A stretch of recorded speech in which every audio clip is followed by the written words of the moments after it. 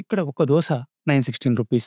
Gold dosa తినే అంత budget మన దగ్గర లేదులే అని 650 రూపీస్‌కి ఒక ప్లేట్ తవా ఇడ్లీ, డిప్ ఇడ్లీ, ప్లెయిన్ ఇడ్లీ, ఉడకబెట్టిన కారం దోస, అలానే ఎర్ర కారం దోస విత్ బొంబాయి చట్నీ ట్రై చేసాం. డిప్ ఇడ్లీ అనగానే మన రీల్స్‌లో చూసినట్టుగా ఇడ్లీని గీలో డిప్ చేసి ఇస్తారనుకున్నాం. కానీ చాలా టైం తీసుకొని అప్పుడే తీసిన ఇడ్లీ మీద పల్లి చట్నీ వేసి దాని మీద కాస్త ఎక్కువగా గీ అలానే పొడి చెల్లిచ్చారు. పర్లేదు, మరీ తీసి పడేసే అంత వోస్ట్ అయితే లేదు. కాకపోతే డిప్ ఇడ్లీకి 150 రూపీస్ పెట్టచ్చో లేదో మీరు కమెంట్ చేయండి. ఈలోపు తవా ఇడ్లీ రానే వచ్చింది. కంపేరింగ్ టు డిప్ ఇడ్లీ, తవా ఇడ్లీ పైకి క్రిస్పీగా అన్ని ఫ్లేవర్స్ తగులుతూ వేడివేడిగా బాగుంది. తవా ఇడ్లీకి 140 రూపీస్ ఛార్జ్ చేశారు. ఉడకపెట్టిన కారం దోశ, అదే స్టీమ్ దోశ నాకైతే అస్సలు నచ్చలేదు. ఇన్ఫాక్ట్ దోశలానే అనిపించలేదు. కారం సరిపోలేదు, చట్నీ బాలేదు. దాని రేట్ మాత్రం 140 రూపీస్. అన్ని టిఫిన్స్ క్వాంటిటీ చాలా తక్కువగా ఉండడంతో ప్లేట్ ఇడ్లీ అండ్ ఎర్రకారం దోశ విత్ బొంబాయి చట్నీ ఆర్డర్ చేసాం. ఇడ్లీ గురించి పెద్దగా చెప్పాల్సిన పని లేదు. ఎర్రకారం దోశ విత్ బొంబాయి చట్నీలో బొంబాయి చట్నీ సపరేట్ గా ఇస్తారనుకున్నాం. కాకపోతే దోశ మీద బొంబాయి చట్నీ అండ్ ఎర్రకారం రాసిస్తామని చెప్పారు. పైగా ఈ కళాఖండానికి